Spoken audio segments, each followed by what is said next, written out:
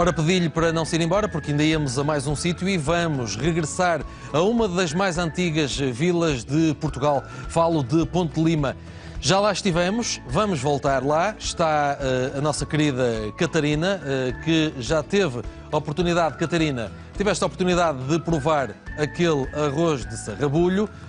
Começo por te perguntar se estava de qualidade ou não. Ora, diz lá.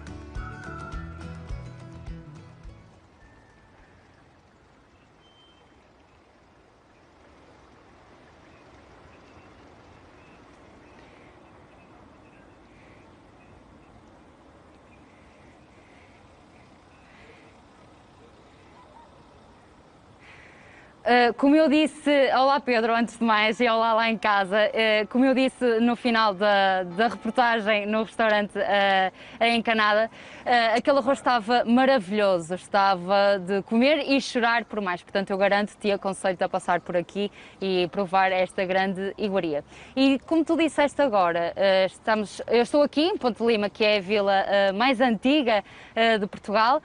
Antes de mais devo-te dizer que é banhada por um extenso manto de rio e vestida por uma arquitetura medieval cheia de lendas, histórias e puros detalhes. Eu comigo tenho o José Dantas, que é quem nos vai contar um bocadinho sobre como é que nasce esta vila e quem foi a verdadeira autora, mas antes de mais, diga-me quem é o José.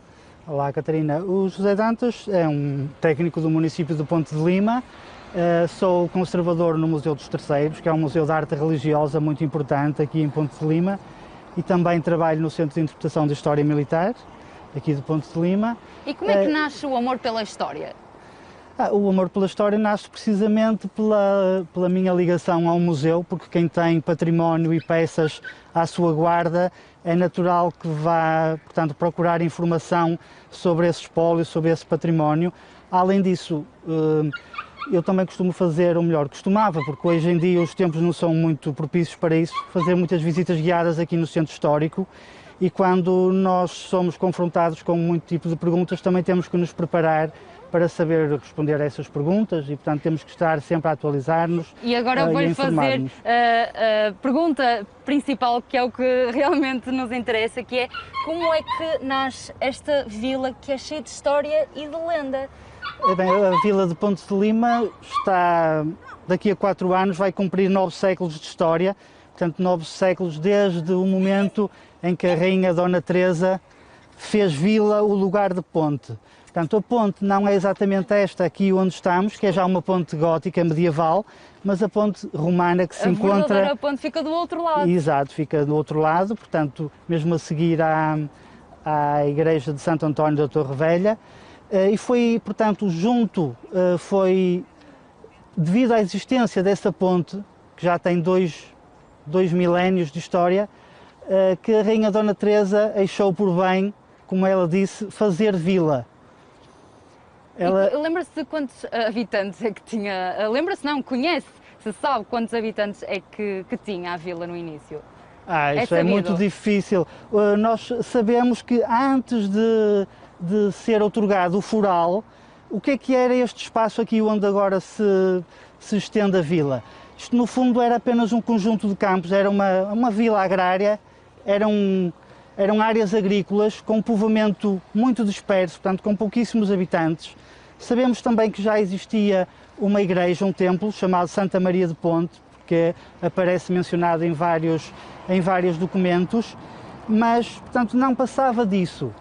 Nós também sabemos que a rainha Dona Teresa já conhecia este local, porque ela antes tinha passado aqui, de certeza, numa peregrinação que fez com o conde Dom Henrique, em 1097. Portanto, ela esteve aqui na Corrilhá, que é uma freguesia aqui muito próxima, também com muitos pergaminhos, e de certeza, uma vez que esta era a única ponte que existia sobre o rio Lima, que no seu trajeto para Santiago de Compostela, ela passou por aqui. Portanto, e mais tarde, então em 1125, achou que era, até devido à sua posição estratégica, portanto, achou que era um bom local fazer uma povoação aqui junto à ponte romana. Portanto, estamos a falar dos tempos medievais, portanto, sim, naturalmente a arquitetura é bastante carregada e detalhada dos tempos medievais. Fala-me um bocadinho desta arquitetura, onde é que a podemos encontrar? Na ponte, claro, obviamente, onde estamos agora? Sim, sobretudo na ponte e também em alguns vestígios da antiga muralha e das torres.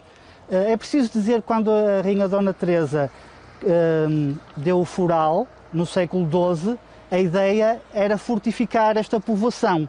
Nós não sabemos dizer se no século XII a vila foi fortificada ou não. A fortificação, tal como nós a conhecemos, e da qual ainda existem muitos vestígios, é uma fortificação já do século XIV. Muito bem, e lembra-se de... lembra-se, e lá estou eu com o lembra-se como se o senhor viesse... Como se estivesse lá naquela altura, não era? Mas da maneira que fala parece mesmo. O que eu ia perguntar era se conhece alguma lenda caricata aqui da vila, porque de certeza que há muitas, mas deve haver uma ou duas bastante conhecidas. Ora bem, as lendas nunca as poderemos considerar caricatas, propriamente ditas, mas se calhar o medo às vezes pode ser caricato. Eu lembrava, e como estamos aqui junto à ponte e no centro histórico, há várias lendas aqui muito conhecidas em Ponte de Lima, mas se calhar eu lembrava uma lenda muito conhecida de todas as pessoas que visitam esta terra, que é a lenda da travessia do Rio Letes. É uma lenda que tem a ver com o medo da perda de memória. E basicamente resume-se... É dos tempos romanos. Sim, exato. E eles tinham medo de atravessar o rio porque tinham medo de perder a memória. Tinham medo de perder a memória porque nos tempos já, e portanto isto bem registado em livros da época, este rio, o Rio Lima, era conhecido como o Rio Letes, o rio do esquecimento. Daí o nome. Sim, e os legionários romanos, ao chegarem aqui à margem sul do rio, recusaram-se a atravessar as águas porque tinham medo de perder a memória, não é? Muito naturalmente, e foi necessário o chefe da expedição, Décio Június Brutus, atravessar ele, dar o exemplo, como se costuma dizer, atravessar ele as águas do Rio Lima para a margem norte, tendo depois... Obrigada, José. Havia muito mais para contar, muitas mais histórias e muitas mais lendas, e é isto que esta vila tem de tão especial. Está completamente carregada de histórias e de lendas. Passear aqui é fazer uma completa viagem no tempo, com todos os detalhes a que temos direito, porque aqui vive ainda e permanece a vila mais antiga de Portugal, Ponte de Lima.